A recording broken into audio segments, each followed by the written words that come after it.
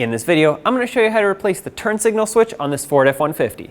This is also commonly known as either the multifunction switch or the combination switch. It basically does high beams, turn signals, and wipers. If you need this or any other part, check us out at oneauto.com. Let's get started.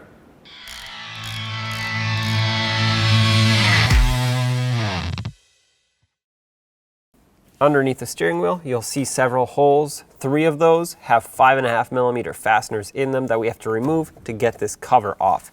Lift up the steering wheel if you haven't already, and with your 5.5mm socket, remove the screws. There's one in this hole right here.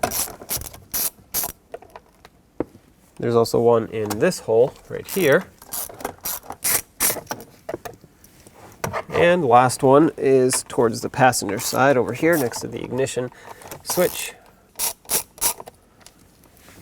Now you can separate the 2 covers, pull the steering wheel down, because really what we're after is this top one.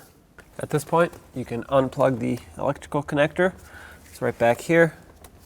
Press on the locking tab and just pull the connector out. Set it aside. Then you have 2 T20 bolts, one here, one right down here. You can just pry this lower cover out of the way. We'll start with this one since it's the more difficult one to get to. Remove it. Make sure you don't drop it. And then take the other one out. There it is. Now you can take the whole switch, pull it straight out, and there's the switch. Now you would take your new combination switch, pull this down, slide it in, make sure it lines up all the way. Let's just plug in the electrical connector while we're at it. Might as well, that way we get that done. Make sure that it clicks. There we go. Now you want to take the 2 screws and start them in. I'm going to start with the top one because it's easier to get to, and I want this switch to be secured in place. Little tip, I like to go counterclockwise and then clockwise. As soon as you feel the bolt skip or the screw, it tells you that it's lined up with the first thread.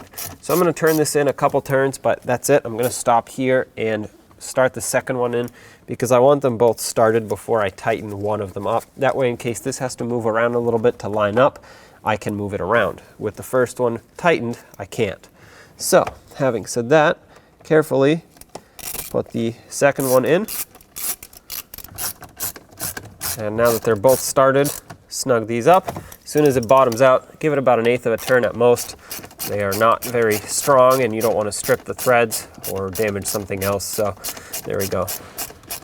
This is bottomed out here. 1/8 of a turn, perfect. This is nice and secure. The connector's connected, so let's put the cover on and button it all up. Get this cover lined up. It's lined up on this side and snapped in.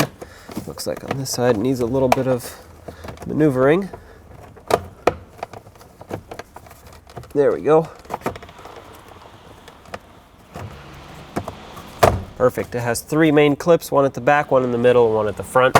If all of them line up, you're good to go. Start these in.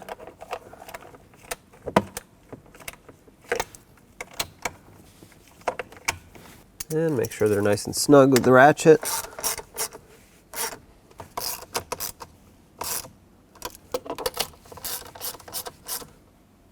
Perfect.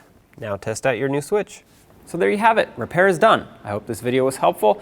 If it was, don't forget to leave a like. If you have anything to say, leave it in the comment section below. And don't forget to subscribe and ring that bell so you can stay up to date with all of our future content. Thanks for watching.